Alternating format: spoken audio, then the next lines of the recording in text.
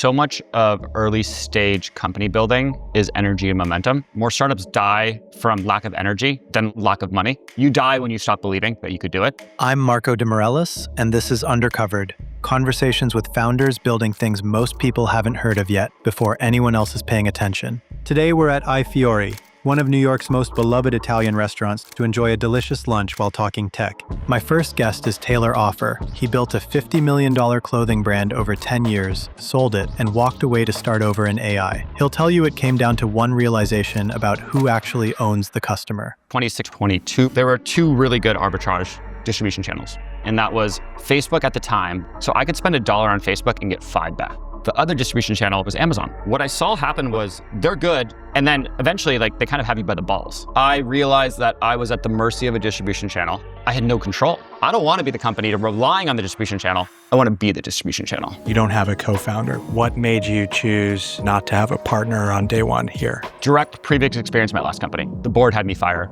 my co-founder, which is challenging because this is not only my co-founder, but my best friend for 7 years. I felt very vulnerable of being at the mercy of someone who was such a large equity holder and such a important piece that I couldn't control. This idea and insight you had around arming the humans. I know that in your A16Z application, arm the humans was something you wrote in all caps at the top of it. So I watched my dad. All he knew was how to be a studio projectionist. And technology took away his job. Like, it became ineffective to have him. And it was really challenging for our family. I am all for innovation, but to hear all of these companies being built around the thesis of, we're putting all the accountants out of business, we're putting all the lawyers out of business, humans still have value. And I don't want that 45, 55 accountant to think there are no value to them. The premise of this show is the Undercovered. I'm curious, if you were to think about an undercovered problem, what comes to mind? I think the biggest undercover problem is like,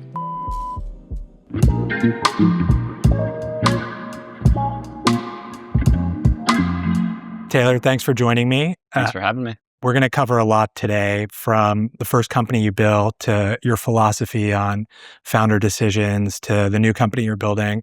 I guess before that, I wanted to start with this idea and insight you had around arming the humans. I know that in your A16Z application, arm the humans was something you wrote in all caps at the top of it. And then right below that, you talked about your dad losing his job to new technology. I guess, how did watching that shape the way you think? Yeah, interesting. So when I was in my teenage years, so I am the first Offer, that's my last name, in 4 generations of male offers to not work in the movie business. Wow. So my great-grandpa worked in the movie business, my grandpa and my dad and my uncle. So we have a whole lineage of people working in the movie business with film. So actually like running the film reels. Yeah. And what happened in the early 2000s is the whole industry went digital. Yeah. So the need for these mobile movie theaters they had and running daily film shots didn't exist anymore. So I watched my dad. All he knew was how to be a studio projectionist. And technology took away his job. Like, it became ineffective to have him. And he was in his 50s and had no other skill sets. And it was really challenging for our family. And without like diving too deep into the sob story, but like, it was challenging financially. Like, I still personally think it contributed to a lot of my parents' divorce, which is like, as a kid, that is detrimental, right? Yeah. That a lot of pain because of this. So it's really interesting. As we're going through this cycle of AI, I am all for innovation. And I think it's amazing. But I mean, to hear all of these companies being built around the thesis of, we're putting all the accountants out of business, we're putting all the lawyers out of business. Yeah. Like, we're 22-year-olds from Stanford, we're putting all these people out of business. I'm like, I love it. It's great to be innovative.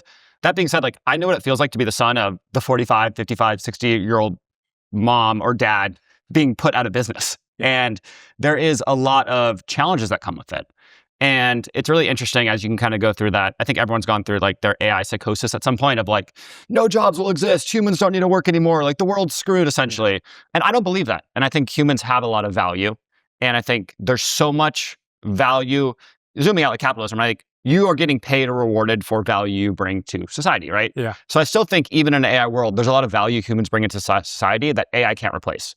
So to me, the arm the humans and why I was so passionate about that is, humans still have value. And I don't want that 45, 55, 60, whatever year old accountant who is getting displaced by AI accounting software to think there are no value to them. Yeah. And to run down this cycle of depression and not being able to get money or finances and challenges when they do have a ton of value. Yeah.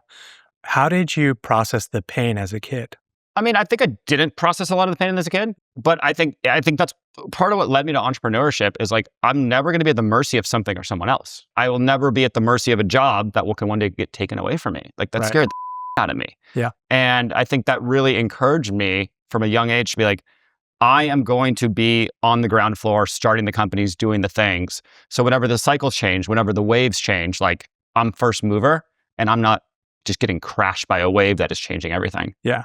We'll get to Atrios and the company you're building, but even before then, if you were to look out 20 years from now, what jobs outside of maybe introductions could humans still be doing that wouldn't be automated away? I don't know if I have a good answer. It's hard for me to extrapolate 20 years out what jobs will exist just at the rate of technology. I guess I would turn it back on you. What do you think? I think there are certain fields, like within the life sciences, that you need in the provision of care, the delivery of a service that you can't automate away, right? Even with robotic surgery, like you still need oversight from some sort of general practitioner. And so there's a bunch of categories like that that we think are going to be high earning and still have like roles in society.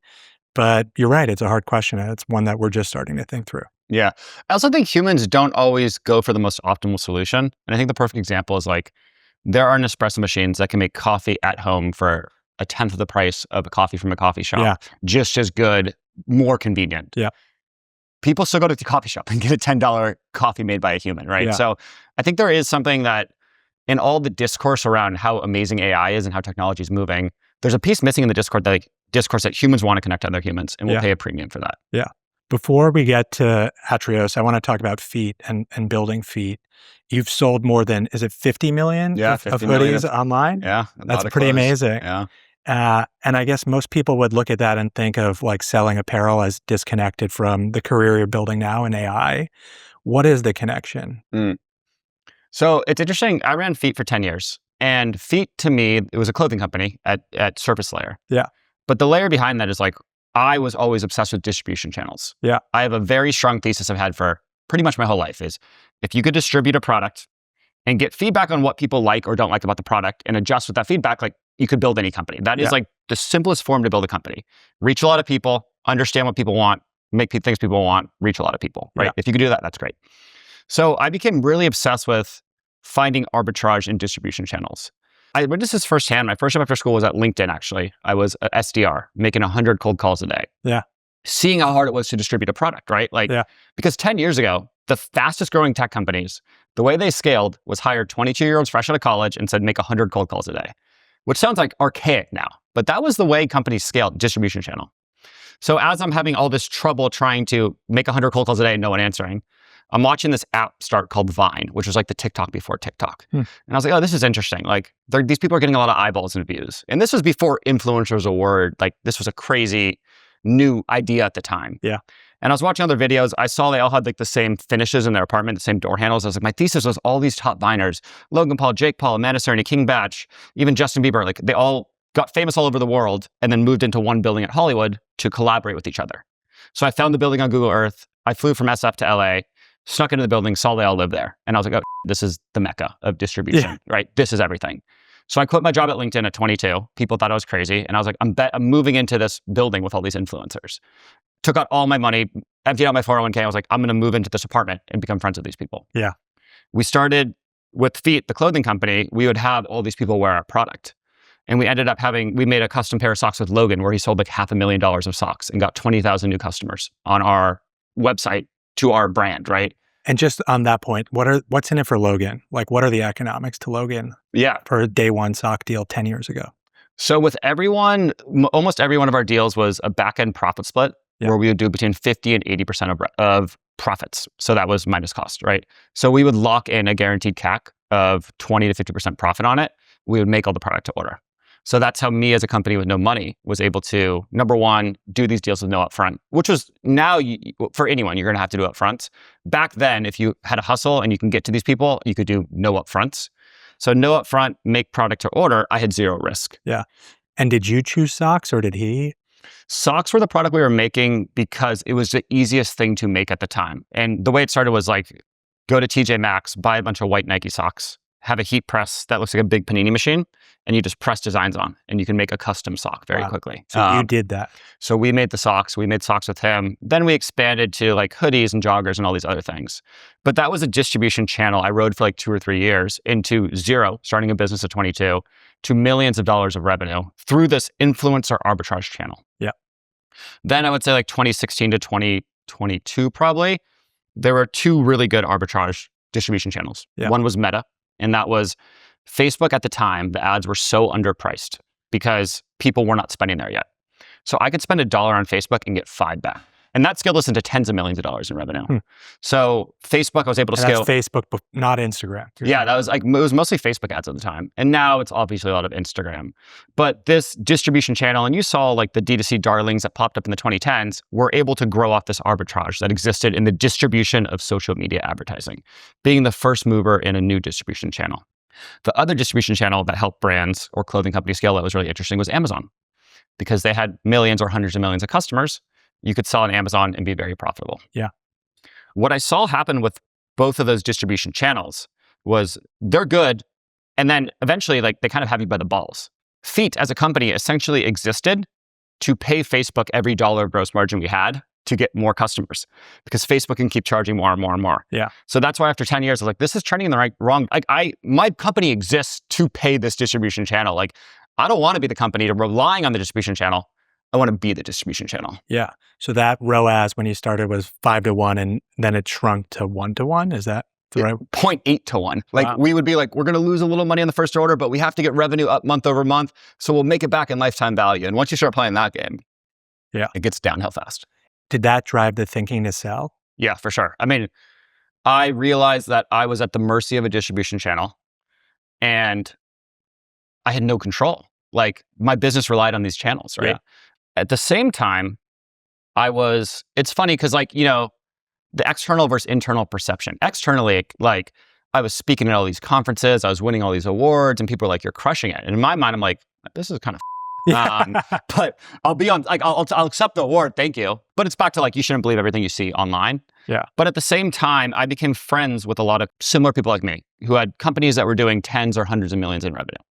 And every time I would use a SaaS product or a logistics provider, I would share it with my friends and be like, I found the best post-purchase email. I found the best 3PL to store our product, whatever it is. And I would share it with my friends, and then they'd go sign up for that company. And eventually all these companies I was sharing, they became very valuable. And they started telling me like, we have a 50-person sales team. 7 of our top 10 customers came from you, Taylor. Like, we want to pay you for this. Wow. And that's where I was like, this is really interesting. Like, I'm just texting my friends things I like and helping them. They're happy, company's happy. And then I started seeing all these companies became like multi-billion-dollar companies. Yeah. And they're like, no, we want to pay you like a lot of money. So there became many years where I was making like well over 6 figures a year just from introductions. And I realized the power of a tastemaker, and that's what we call it here at Atrios, and how valuable it is to a business to have someone, like the best distribution channel is humans. Yeah. So that really inspired me to sell Feet and move on to what I'm working on now, which is Atrios, is empowering companies to reach and activate these tastemakers that really move the needle for their companies. Yeah. For founders going through a private equity sale, what should they know that they may not know on day one? I mean, number one is like, if you are trying to sell, you don't really have leverage. I also think founders are really emotional about their companies. And especially for me, like I started this company, Feet, at 22 and ran it till I was 31. So like almost all of my adult life, I was the Feet guy. And I am someone who, when I do something, I go all in, and it becomes my brand, my personality, my everything. Yeah. So I think a big thing for founders, I would say, is like, it's hard because I think early days, you have to be really emotional about your company and you have to feel like it's your baby and stuff.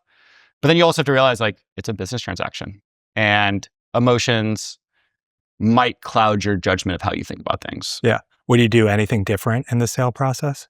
Yeah, I would have sold earlier when we were doing a lot better. I think there's a cycle of businesses where, you know, you think you become untouchable and you think things are only going up and up and up. And then, you know, there's external factors that affect companies a lot. Yeah.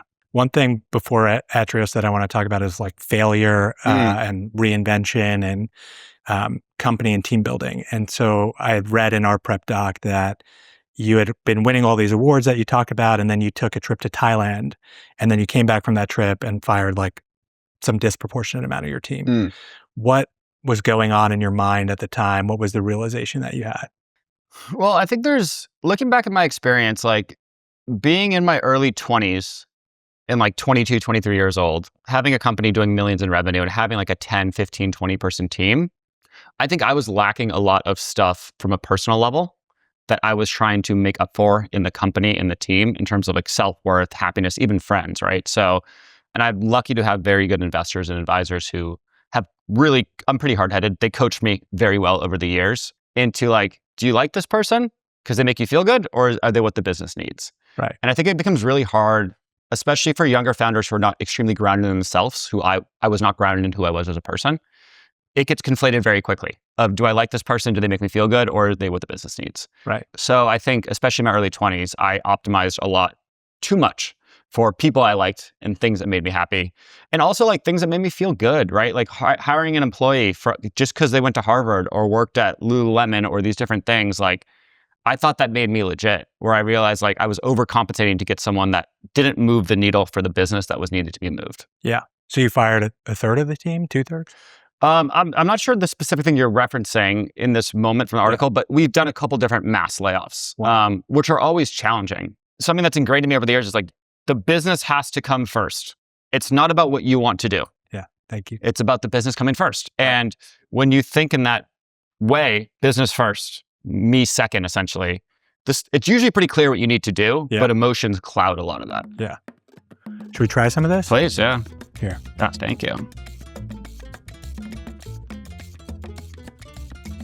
How about you? How do you advise founders when they're coming to you saying like, hey, I'm thinking about, letting go of this person, or I don't think this is a fit? So typically we try to, when we work with companies, it's generally on 3 dimensions. It's people, which are the lifeblood of these businesses. It's capital and capital allocation, and then operations.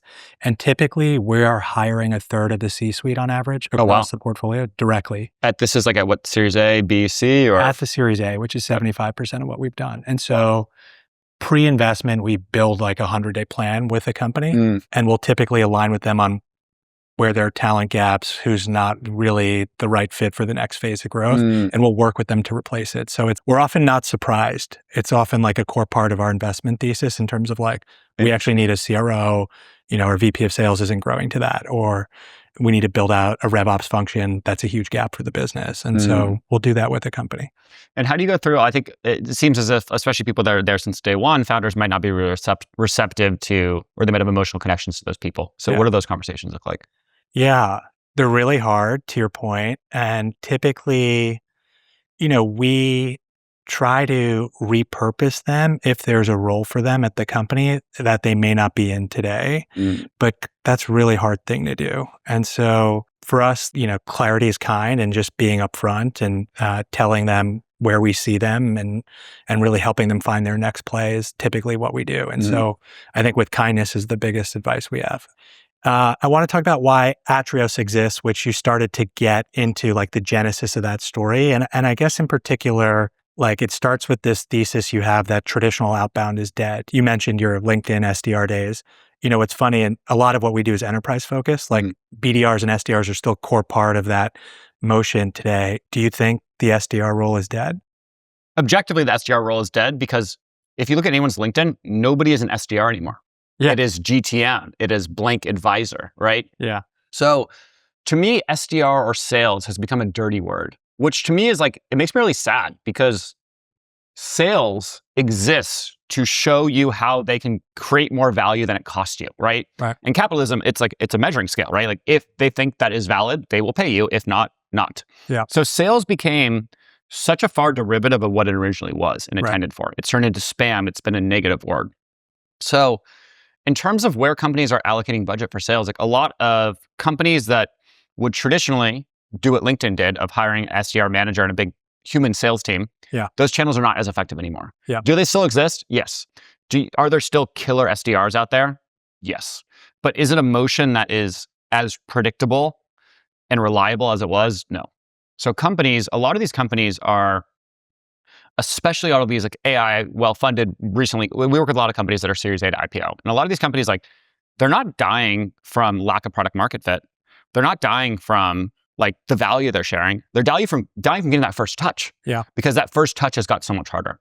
So that's where we exist, to enable companies to get that first touch and facilitate that a lot smoother. Some of the businesses that have started around this idea have maybe struggled to scale, like an Intro. I'm sure you're familiar with that, or maybe a super connector. Is that true in your mind? And what are you all doing differently to break through that scale challenge? Yeah, I think the challenging thing that we face with a lot of the companies we worked with today is they have tried similar models in the past. Yeah. And they have said they've been scammed. It hasn't been work. It's been sketchy. Almost like, hey, we'll get you meetings with people and you pay for it. Like that model has not worked very well for companies. Yeah. So that is not the model. Like we don't really see us as competing with those people. The way we look at it more is like we are a tastemaker relationship manager. So the same way you have a CRM for your customers, you have a TRM for your tastemakers. And right now in Atrios, we have thousands of tastemakers. These are people who are already in these conversations, already actively talking about your brand. We help incentivize them to share the conversations they're already having. Yeah. We also work with companies to what we do, we call it activate dormant tastemakers. So when we work with companies, we tell them like most companies have pretty referral programs, but they know referrals are awesome, but they don't know how to scale it. So we go in there and we tell them like, hey, you're probably utilizing 1 to 5% in what we've seen doing audits these companies of the total people that could be making introductions for you in referrals. Less than 5% of those people actually are. These are investors. These are friends of founders. These are friends of the salespeople. So we show companies how to enable this kind of dormant network of tastemakers they already have directly. Yeah. So we're doing a lot more on the activation of tastemaker side. And then also something we do really cool is what we call buyer why feedback. So a lot of companies that just like kind of give you the map, but don't take you there fail. So like even there's companies that essentially just tell you like what salespeople you should be targeting. And a lot of them have become multi-billion-dollar companies. I don't want to throw shade at anyone directly, but they're almost giving you a map of like, you should go target, this big company. Like to me, I'm like, what does that do for you? Right? How do you get there? And that's not valuable or relevant.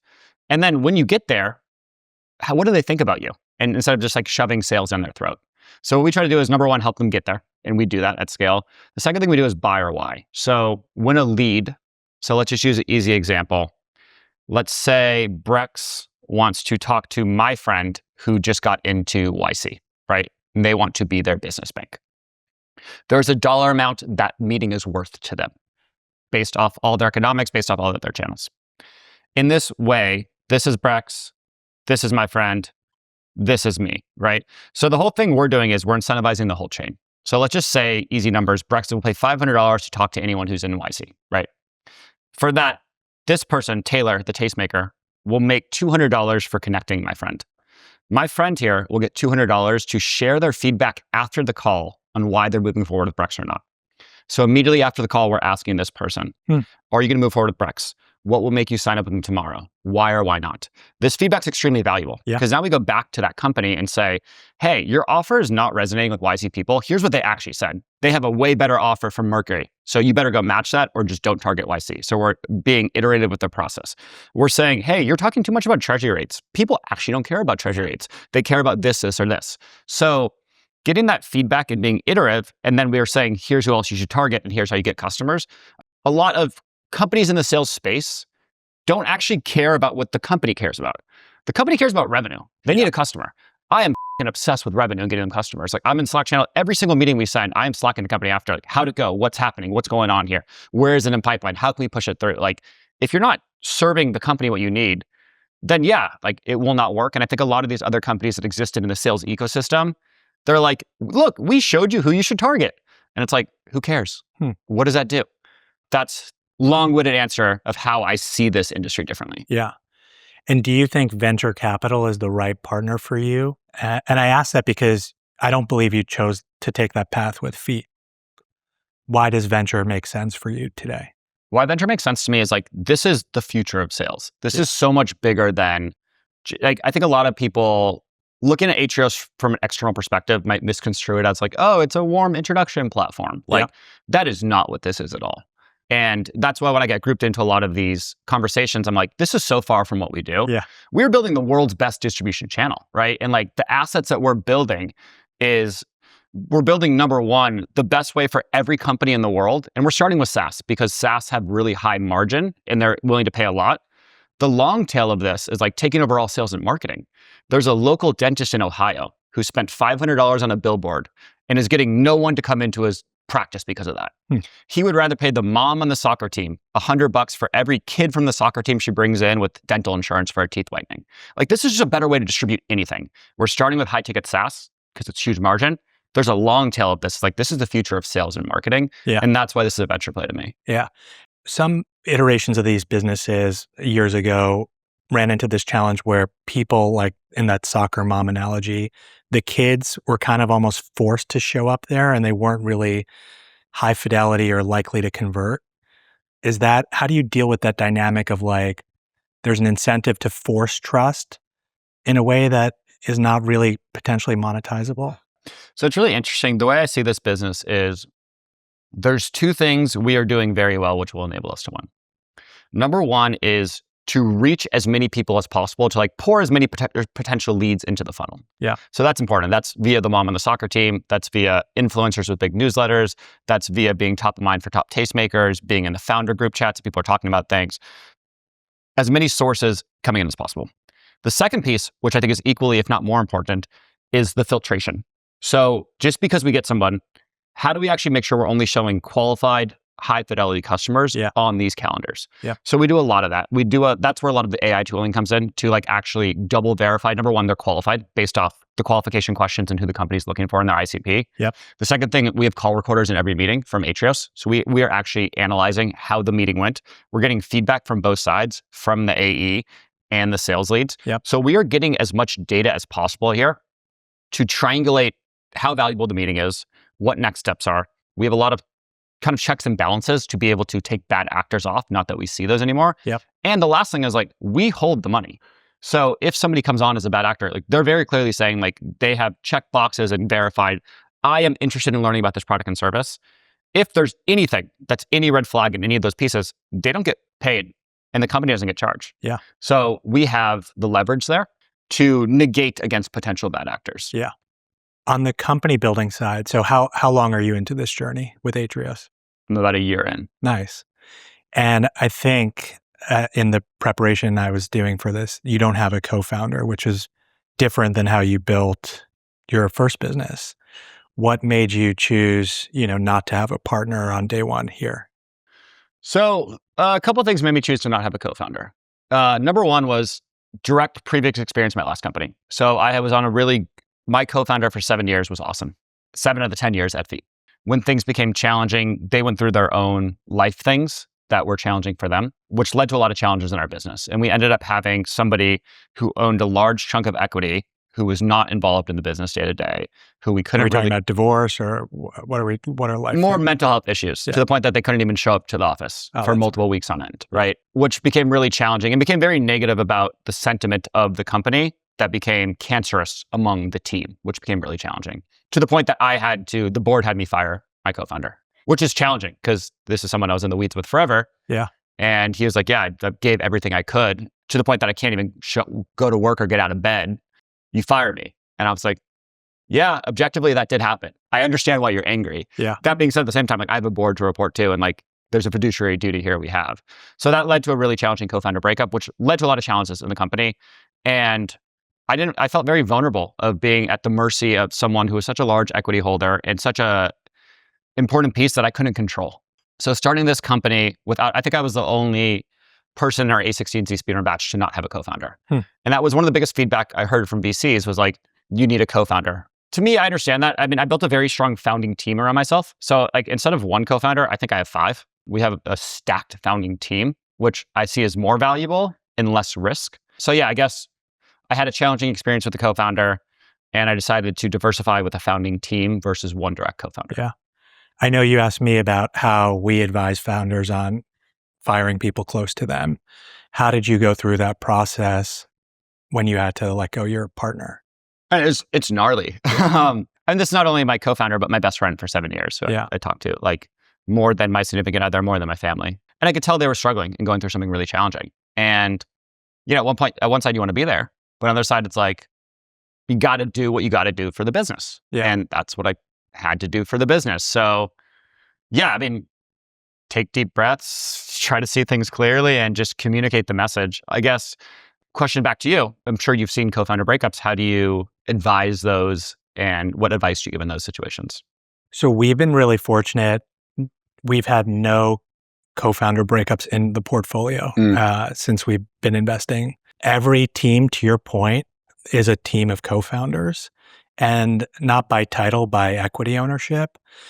And I think the biggest thing is alignment in duration and ambition. And so we adjust vesting upon financing, as an example, whether that's revesting a portion of stock or realigning stock ownership so that there's more of a peer-to-peer relationship. I find that, at least in my personal experience, the most toxic co-founders that I've evaluated tended to be where there's a significant power dynamic. So 50 or 60-year-old woman partners with technical woman in her 20s or 30s, wants the tech multiple, wants the Flatiron Health story, and is putting in that case, $3.5 million of their money on day one. That junior founder who's building the product doesn't have as much cash or equity ownership, but is actually core to the business. So the biggest challenge we have with founder dynamics is, how do you bridge the gap for the value that other people on the founding team are delivering? And that's a hard thing to do. Yeah. When you think about the team around you, how did you build that? How many people are at Atrios today? We are 11 now. Okay. A16Z Speedrun is a program. Amazing program. I think 7 of my first 10 hires came from them. They have like 5 full-time recruiters that just surface talent. And everyone in the program is competing for that talent. Exactly. Yeah. But there's so much of it. Like they'll send an email like once a week with this digest of like, here are 100 people we talked to this week who are awesome. We have like a designer/engineer from Penn who's one of the smartest person I've ever worked with on the human side, design side, engineering side. Like we hired her from that list.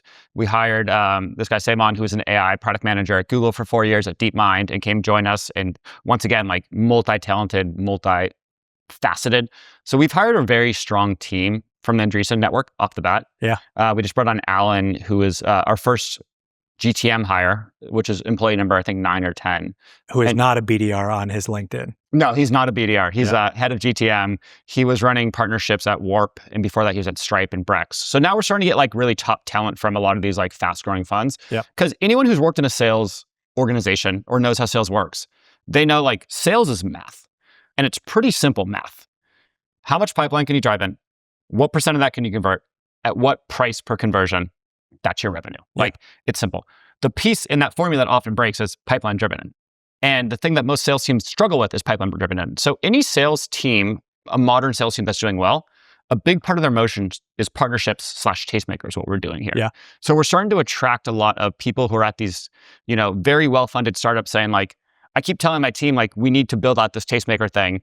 It's the only thing that's working. I need to drive my own pipeline. This is what I'm doing. Oh, you're doing this for these, like, we want to work here with you, which has been a cool validation from the market. Yeah.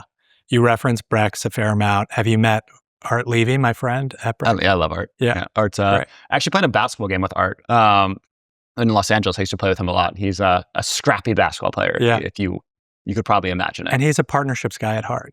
For sure. Yeah. Art's great. Yeah. Great. I have a couple more lightning round questions that I'd love to ask you. Fire away. When you think about the most talented person you've ever worked with who's not at Atrios today, who is that? Oh, thank you. I think there's a lot of ways to define talent. So I guess I'd almost challenge the premise of like, are you looking for talent in terms of like intellectual horsepower, mindset, someone I'd most want to hire, or do you want to leave it vague and open by design? I'd say someone you'd want to hire but haven't been able to today. Yeah. I think a lot of people I'd want to hire are founders or CEOs. To me, especially early stage, I think so much of early stage company building is energy and momentum. Yeah. There's a line I love from Napoleon, and it's more wars are lost by loss of hope than loss of blood.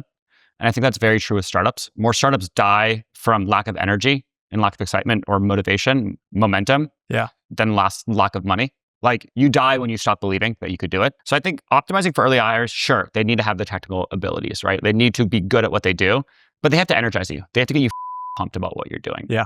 So I think the person who gets me and has gotten me over the years the most pumped, he's actually a founder. He's a good friend. His name's Cliff Weitzman. He runs a company called Speechify. I mean, he's definitely not hireable. He's running a company that's way larger than the one I'm doing now. That being said, whenever I talk to him, I'm fired up, right? Like I am like, wow, you helped me see a limiting belief I didn't even know existed. And now like I could do anything, right? So I think early stage company building, Alan is like this. We just brought him on, our head of GTM. And it's interesting, when he came on, we were talking about doing, contracts over a certain size or usage. And he was like, what if we just 10x that? And I was like, oh, like, it's so right. But I was so... Like 10x the initial ASP, like the land price. Exactly, right? And I was like, let's just see if we can get people to pay $1,000 a month. He's like, I just got someone to sign a contract for $10,000 a month. And I was like, oh, yeah.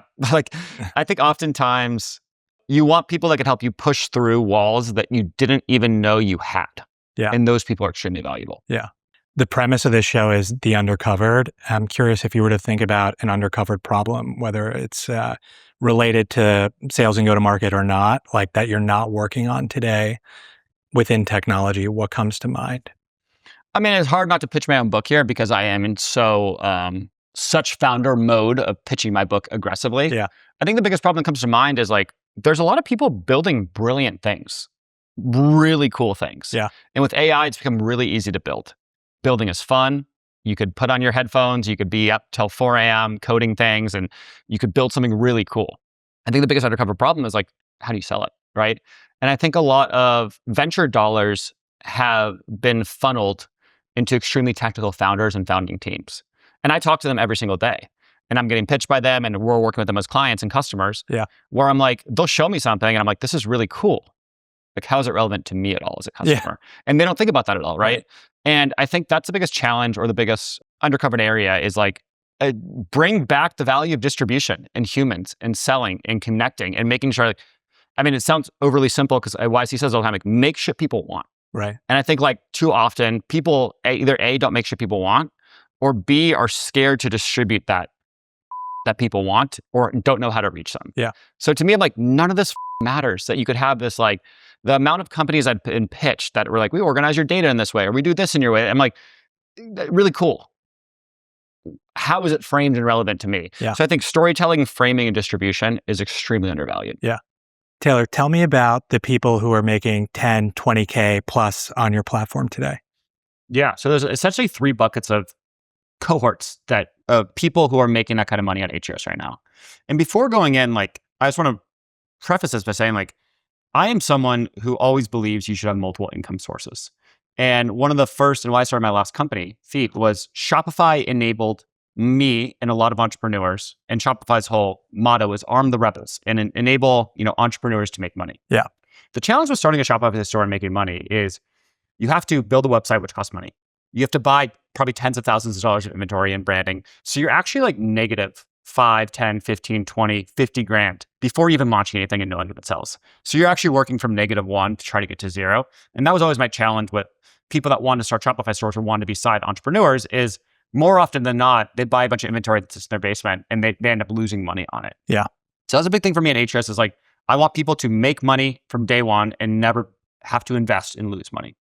So the 3 buckets of biggest tastemakers on Atrios right now, I would classify them in the bucket of very connected and well-respected, but their annual earnings is not matching the value they're creating. So those are founders, because oftentimes founders are very deep in founder communities and they've taken pay cuts, right? Founders often are making 6 figures or less a year. So they are taking less than they would have been making. So on Atrios, for them to make 10 or 20 grand a month on the side in 5 hours or less of time, instantly doubles their salary. Mm-hmm. It enables them to pay rent. It enables them to be more comfortable as they build, right? And like, that's really close and true to me. So founders who are making that kind of money on Atrios, 10 or 20 grand a month, they are founders who have gone through accelerators or know other founders, and they're making introductions. They're in the founder group chats that the companies can never be in. Yeah. And in those group chats every day, someone's asking, who should I use for HR? Who should I use for banking? And they're saying, you should use this. Here's why. They would have said that anyway. Now they're making a ton of money for that. So that's one cohort of, we have a ton of founders who are like telling us like, you are the reason I could extend my runway. That's Wow. I love that, Yeah. right? That's one cohort. On the other side of that cohort, I would say like emerging managers, solo GPs, or investors at funds of less than 50 or 100 million AUM, or analysts or associates of smaller funds. So VCs. VCs for sure. Oh yeah. Wow. Because you think about a VC, right? they're talking to dozens of founders a day. Yeah. Founders are naturally asking them. And there's a lot of funny stories about VCs. When I first was raising our seed round, we had a lot of people who were very interested. I also had a handful of VCs who said like, I would never do this. Like my job is to make intros and add value. Like I would never monetize it. And I was like, okay, that's fine. Like we need to win early adopters. I don't need to win everyone right now. Sure. Whatever. Yeah. Sure enough, those same VCs months later, I see them making intros on our platform. So I reach out to them, and this has happened like probably half a dozen times. A VC was like, I would never monetize a relationship, blah, blah, blah. Then they come on and they're making like thousands of dollars on Atrios. I see their names. So I personally reach out to them like, hey, like, remember when you passed on our seed round and said no one would do this? Like, what changed? I'm not as snarky because I actually want to get real feedback. Yeah.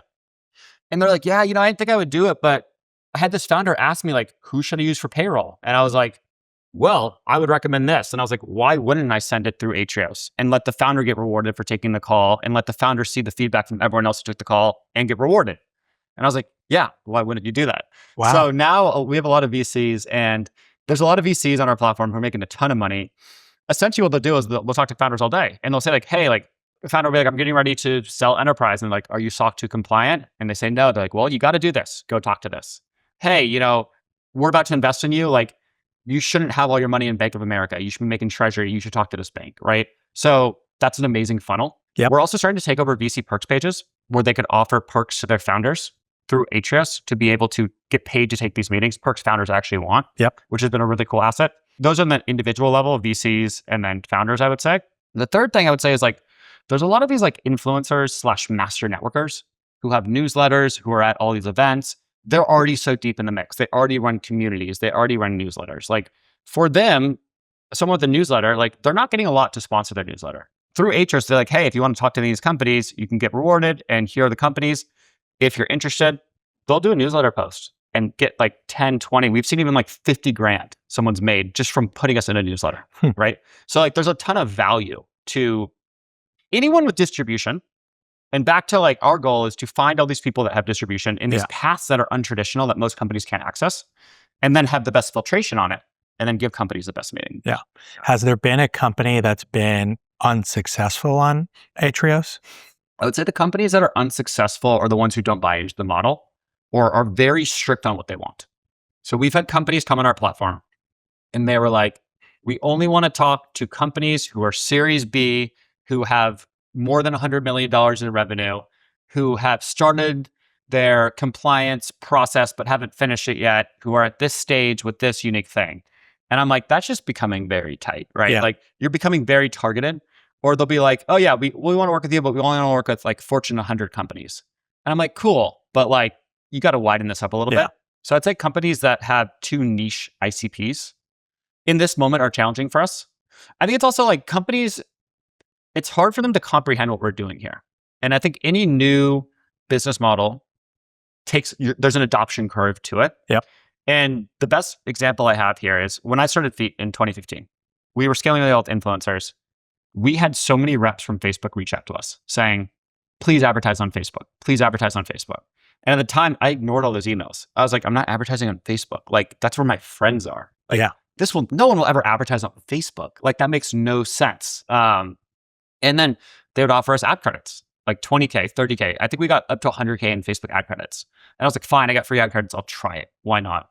And then I remember we did our first campaign of Facebook and we had like the 5x turn on ad spend that I told you. And I immediately wrote it off to like, this is a fluke. I got lucky the first ones.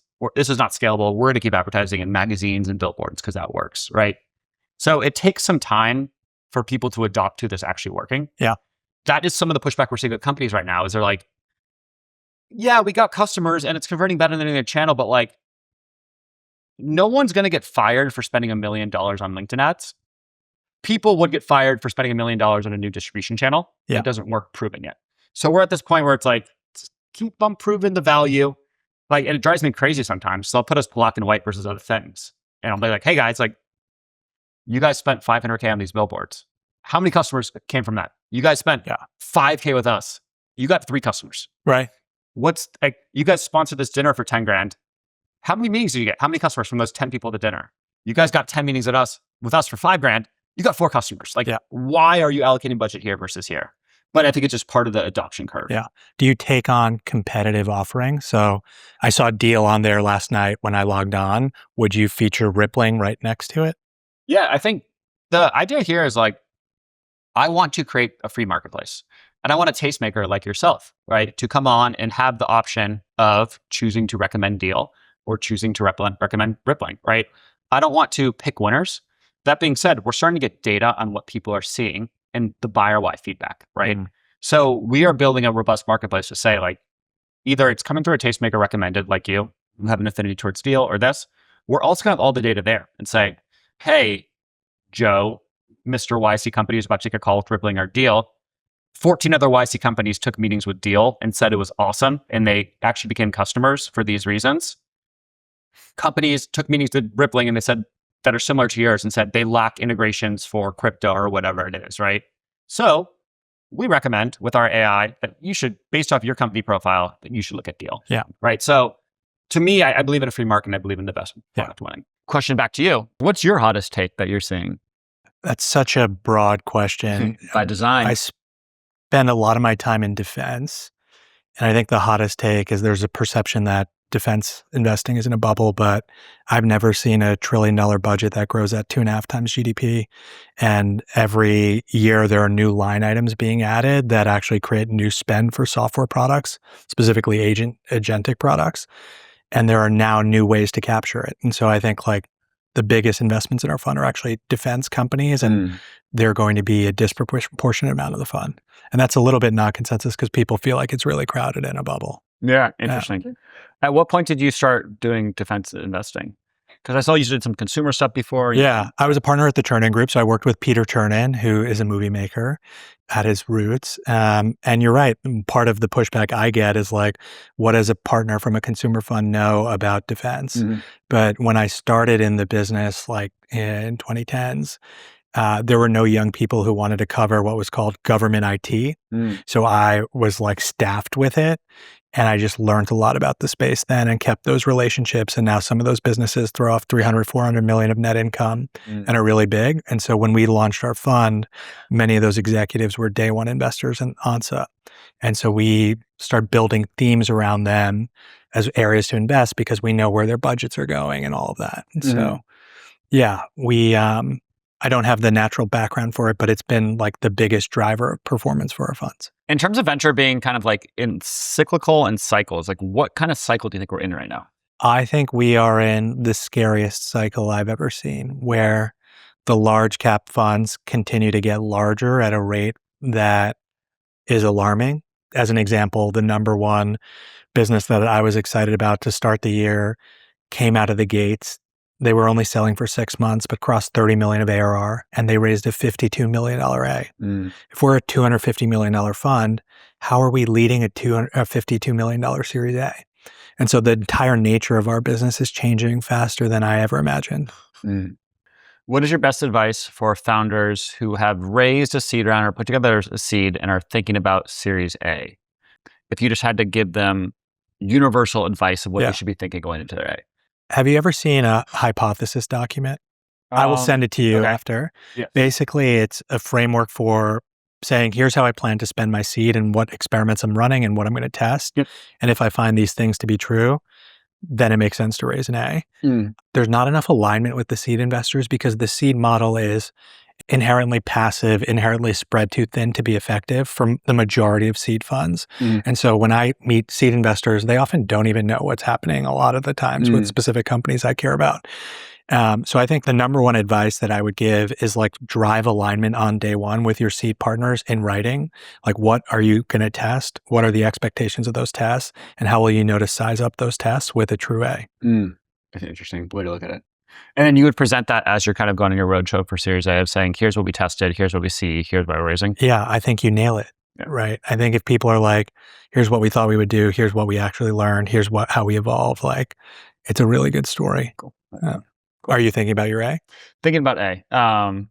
Yeah, we've been like pretty much down the fairway with a lot of our funding rounds. So we did the speedrun program. We did the demo day with them. We raised 4 at 25 there, which is pretty much like down the fairway for post accelerator in our batch. Yeah. I think the next down the fairway thing is raising an A like 12 to 18 months after your seed. So trying to stay in that, what I consider the fairway is, which means we'll be on it for end of this year or early next year. And what is your goal to like the metrics that you want to be showing at that A? Yeah. So like the first thing is volume. Like we want to be setting 1,000 meetings a month. Yeah. Average price per meeting on our platform is about $500 right now. So you're looking at about $500,000 in top line revenue monthly, $6 million run rate. There's arguments to be made. This is a marketplace with a take rate. There's arguments to be made. That's ARR. If you have locked in contracts, we have a very high margin on it. So I think like number wise, we're pretty much there, if not better than there, but I want to support the case with numbers.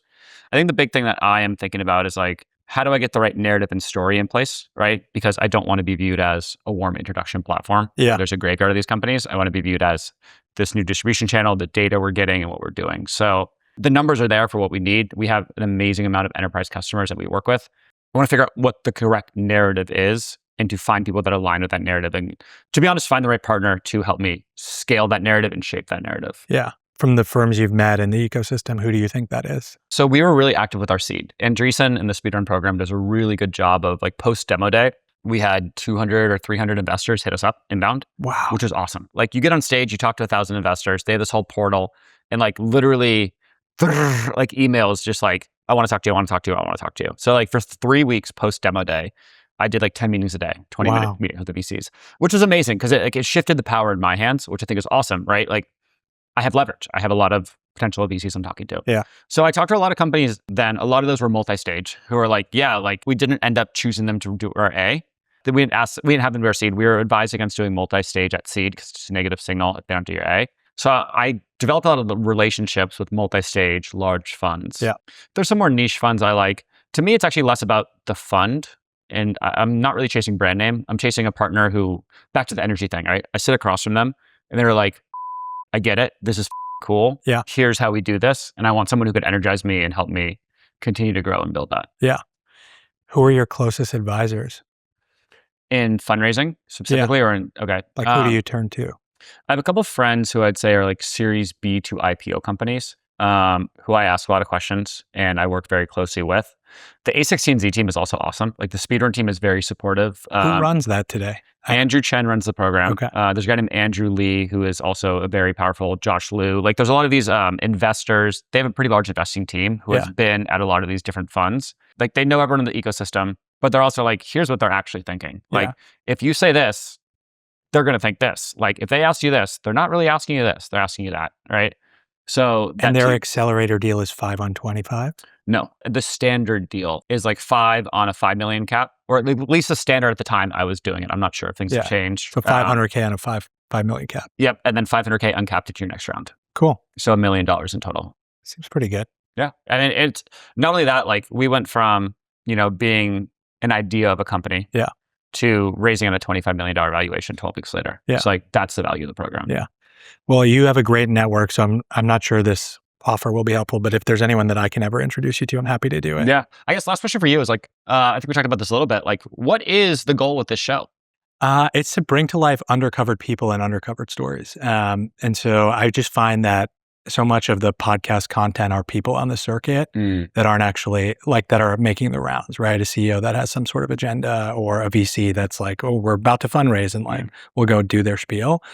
And I found that the most interesting relationships I have are people that are like the talent that nobody knows. And so part of the show's goal is to really help me curate that. Yeah. I like it. I think it's really cool to get people before they have a talk track that is going on every single podcast with the same talk track. You're getting the actual real stories before. Yeah, that's the hope. How do people find you online? Just at Taylor Offer, Taylor OFFER on every channel. At Atrios, ATRIOS, atrios.com. Yeah, check it out. Go sign up, be a tastemaker. We got tastemakers making 10, 20 grand a month right now from making intros they're already making and just getting rewarded for it. Great. Well, thanks for doing this with me. Thanks for having me. This is awesome. That's it for this one. Thanks to today's guest and to the team at the Alta Maria Restaurant Group for the food. If you're building something nobody's writing about yet, or you know someone who is, get in touch. Subscribe on YouTube, follow the show on Spotify and Apple Podcasts, and we're on Instagram, TikTok, LinkedIn, and X. We'll see you at the next one.